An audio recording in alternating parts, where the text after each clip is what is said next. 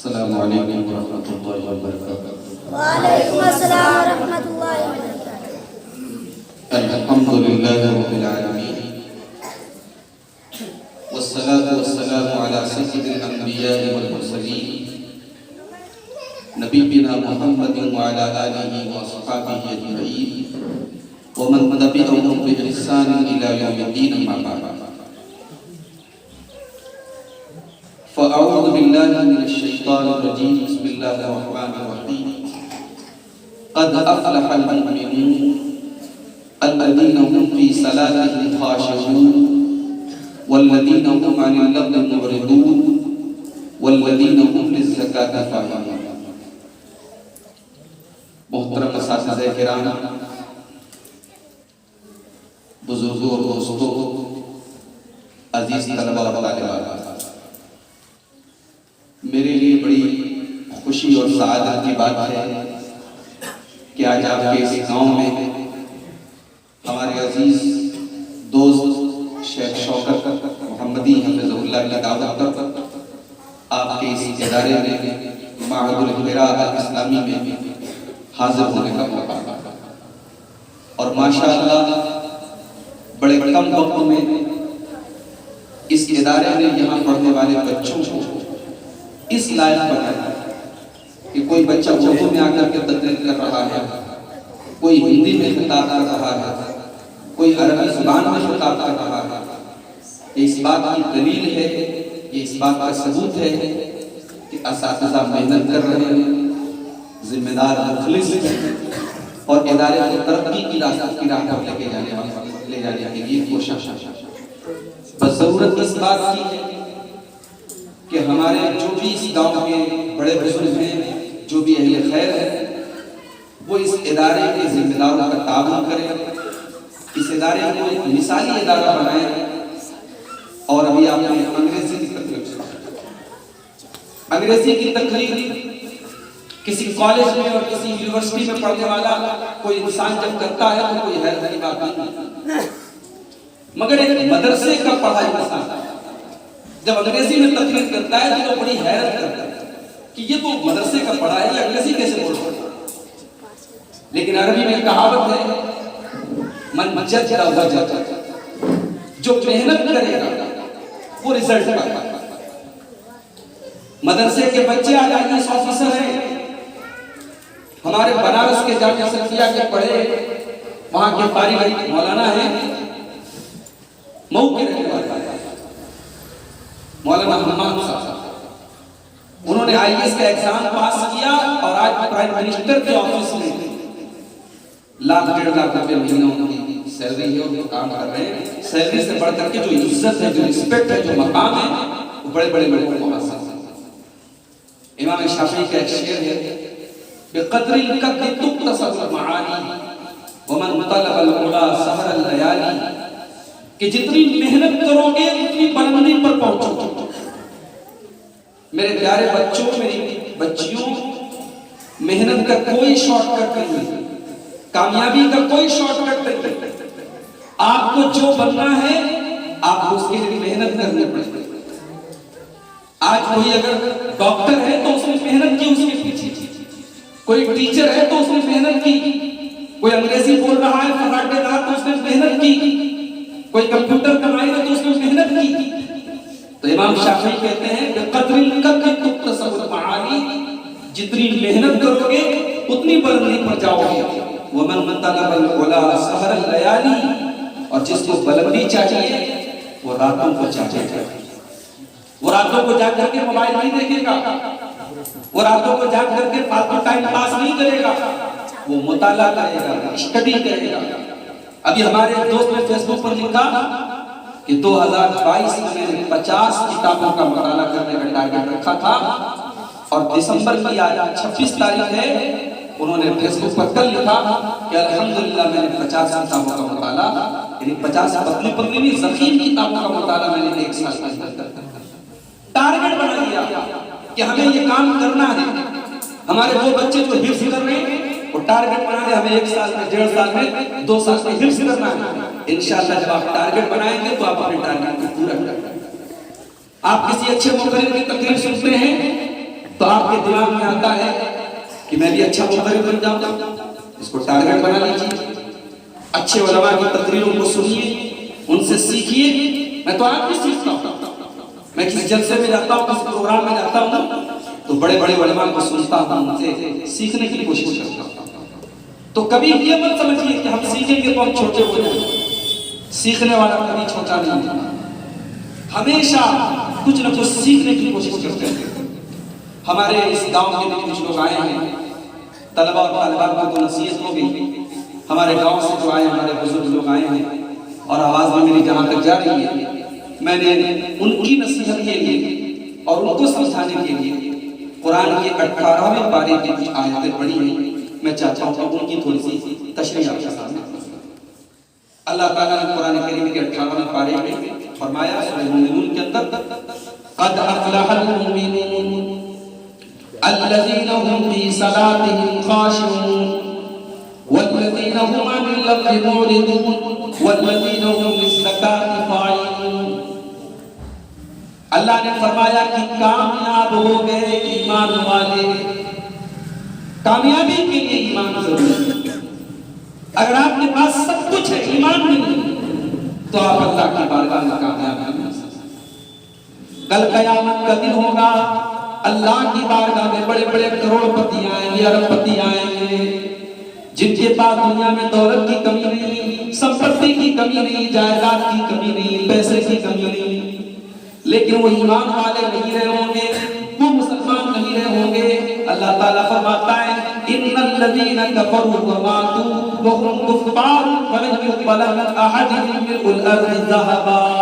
وہ زمین پر کے سونا بھی اللہ کی بارگاہ میں اگر لے کے آ جائیں، ان کا زمین پر کے سونا قبول نہیں کیا جائے گا، ان کو اللہ تعالیٰ جہنم سے نہیں بچائے گا، کیونکہ ان کے پاس ایمان نہیں ہوگا۔ ہمارے پاس ایمان ہے، ہم ایک اللہ کے آگے سر جھکاتے ہیں، ہم گائے کو دیکھ کر کے ہاتھ نہیں جوڑتے، ہم گوبر کو مقدس سمجھ کے کھاتے نہیں ہیں، ہم گائے کے پیشاب کو احترام کی نظر سے نہیں دیکھتے ہیں۔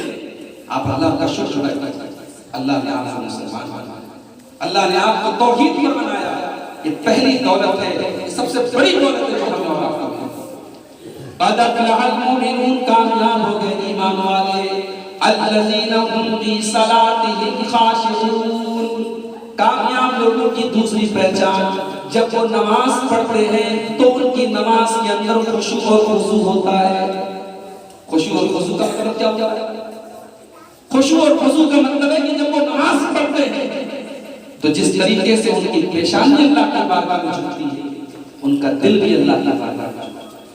وہ صرف زبان سے نہیں پڑھتے، وہ دل سے پڑھتے ہیں، ان کا دل، ان کا دماغ وہ بھی نماز میں لگا ہے۔ آج ہمیں سے بہت سارے لوگ نماز پڑھتے ہیں، ان کا دل کہتے ہیں، دماغ کہتے ہیں، پڑھ رہے ہیں نماز اور دھیان لگا ہے گھر کے اوپر، کاروبار کے اوپر، دکان کے اوپر نہیں۔ الذین هم فی صلاتهم خاشعون، کامیاب لوگوں کی دوسری پہچان کہ وہ اپنی نماز میں خشوع اور خضوع اختیار کرتے ہیں۔ نماز جب پڑھتے ہیں اللہ کا خوف ان کے دل میں ہوتا ہے، اللہ کا ڈر ہوتا ہے۔ کامیاب لوگوں کی تیسری پہچان والذین هم عن اللغو معرضون، وہ لغو چیزوں سے دور رہتے ہیں۔ ابھی 26 دسمبر کی تاریخ، 4-5 دن کے بعد 31 دسمبر آئے۔ 31 دسمبر کی رات میں بہت سارے لوگ بڑی اپنے گھروں کو بڑا سجاتے ہیں، سنوارتے ہیں، اپنے دوستوں کو کارڈ دیتے ہیں، مٹھائی بانٹتے ہیں، بڑے بڑے فنکشن میں شامل ہوتے ہیں۔ کیوں شامل ہوتے ہیں بھائی؟ کہتے ہیں ہم نیا سال آ رہا ہے۔ کاہے کا نیا سال ہے؟ کیوں یہ نیا سال ہے؟ ہمارا نیا سال 1 جنوری سے شروع نہیں ہوتا۔ ہم مسلمان ہیں، جیسے ہماری نماز الگ ہے، ہماری مسجد الگ ہے، ہماری پہچان الگ ہے، ویسے ہمارا اپنا ایک کیلنڈر ہے، اور ہمارا کیلنڈر محرم کے مہینے سے شروع ہے۔ جب ہمیں 1 محرم کی تاریخ کو نیا سال منانے کی اجازت نہیں ہے تو ہم 1 جنوری کو نیا سال مناتے ہیں۔ اور یاد رکھیے میرے بھائی، ہمارے بہت سارے لوگ سوچتے ہیں کیا ہو گیا، اگر گھر میں کچھ مٹھائی لے آئے، کچھ کیک لے آئے، کچھ کھا لیا، کچھ پی لیا تو کون سی بڑی بات ہوگی؟ اگر آپ نئے سال کے جشن میں شامل ہوتے اگر آپ اس کو مناتے ہیں تو آپ نے ان لوگوں کا طریقہ اپنایا جو سور کھاتے ہیں، آپ نے ان کا طریقہ اپنایا جو حضرت عیسیٰ کو اللہ کا بیٹا قرار دیتے ہیں۔ اور اللہ کے پیارے نبی فرماتے ہیں من تشبہ بقوم فهو منهم، جو کسی قوم کی نقل کرے گا، جو کسی قوم کے راستے پر چلے گا، قیامت کے دن انہی لوگوں کے ساتھ اٹھایا جائے گا۔ تو نئے سال کا جشن مت مناؤ۔ ارے نیا سال اگر آیا ہے تو یہ کوئی خوشی کی بات نہیں، یہ تو سوچنے کی بات ہے، یہ تو غور کرنے کی بات ہے کہ 2022 ختم ہو رہا ہے، 2023 شروع ہو رہا ہے۔ ہم پہلے بھی نماز نہیں پڑھتے تھے، آج بھی نماز نہیں پڑھتے۔ 2022 میں بھی قرآن کو چھونے کی توفیق نہیں ملتی تھی، 2023 شروع ہو گیا تب بھی ہمیں قرآن کو چھونے کی توفیق نہیں ملی۔ 2022 میں بھی ہم نے اپنی زبان پر کنٹرول نہیں رکھا، 2023 میں بھی ہمیں اپنی زبان پر کنٹرول نہیں لی۔ اگر نیا سال آیا اور آپ کی زندگی میں کوئی چینجنگ نہیں آئی، آپ کے اندر کوئی کمی دور نہیں ہوئی، آپ نے اپنی کوئی اصلاح نہیں کی، تو میرے بھائیوں اس سے زیادہ افسوس کی کیا بات ہے۔ شاعر کہتا ہے ایک اور اینٹ گر گئی دیوار حیات سے، ایک اور اینٹ گر گئی دیوار حیات سے، نادا یہ کہہ رہا ہے نیا سال آ رہا ہے۔ ارے تیری زندگی کی دیوار سے ایک اینٹ اور گر گئی، تو اپنی موت سے ایک قدم اور قریب ہو گیا، تیرا انجام اور قریب آ گیا، اور تو کیک کاٹ رہا ہے، تو جشن منا رہا ہے، تو ناچ گانے میں لگا ہوا ہے۔ والذین هم من اللغو معرضون، اللہ کے کامیاب بندے لغو چیزوں سے دور رہتے۔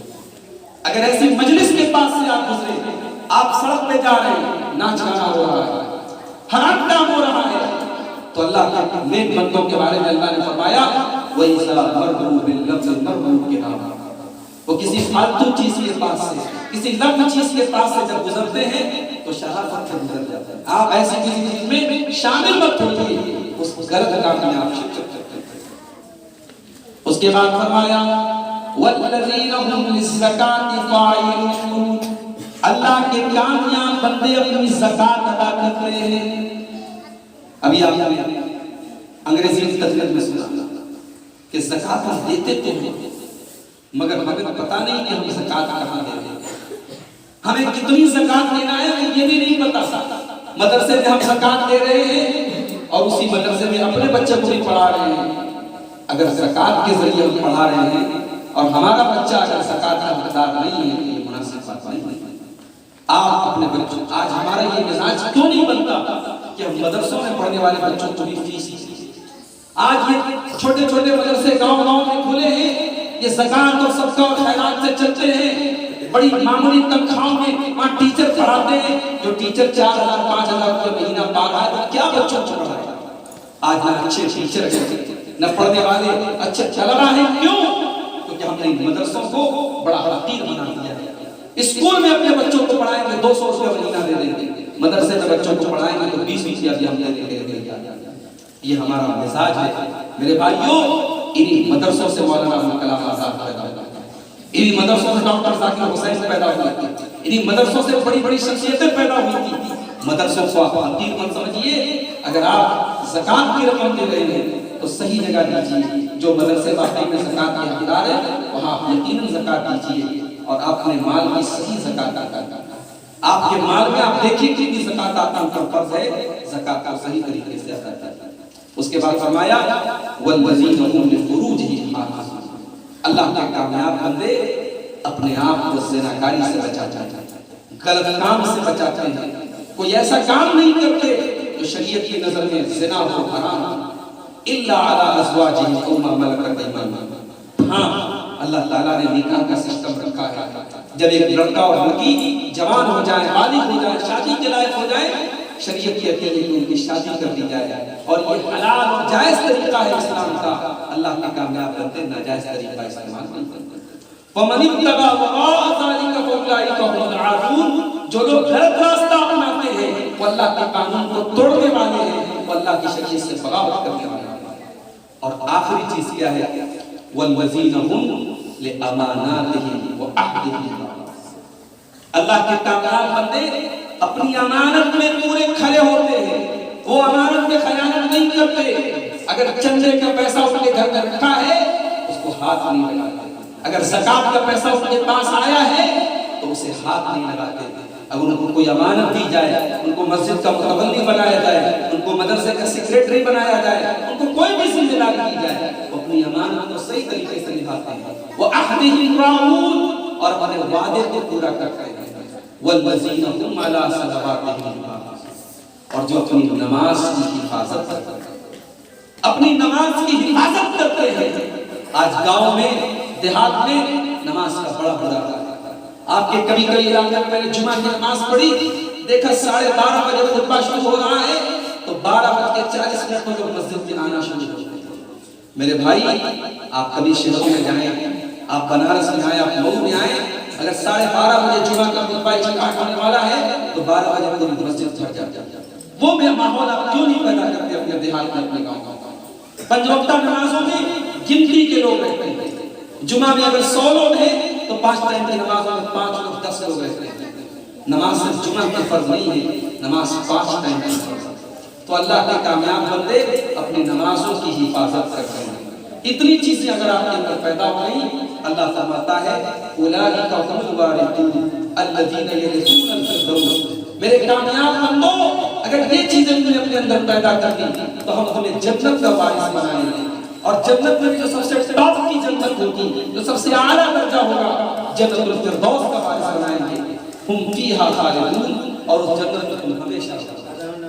تو میرے بھائیوں، میرے بزرگوں، یہ کامیاب بندوں کی پہچان ہے، یہ ہم اپنے اندر پیدا کریں، ہم اپنے اندر ایک کامیاب چیز، کامیابی کی صفات کو اپنے اندر پیدا کریں۔ ہم نماز کی پابندی کریں، ہم نماز میں خشوع خضوع والے بنیں، ہم لغو چیزوں سے اپنے آپ کو بچائیں، ہم زکات ادا کریں، ہم اپنی شرعیوں کی حفاظت کریں، اور اسی طریقے سے اپنے وعدے کا لحاظ رکھیں، امانت کو صحیح طریقے سے ادا کریں، تو اللہ کا وعدہ ہے اللہ ہمیں جنت الفردوس میں داخل کرے گا۔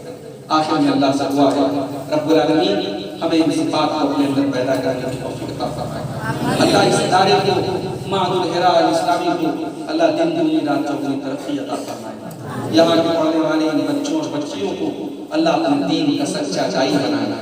یہاں جو بچے پڑھ رہے ہیں اللہ ان کو مستقبل میں اپنے سماج کا نام روشن کرنے والا بنائے، اپنے ماں باپ کا نام روشن کرنے والا بنائے۔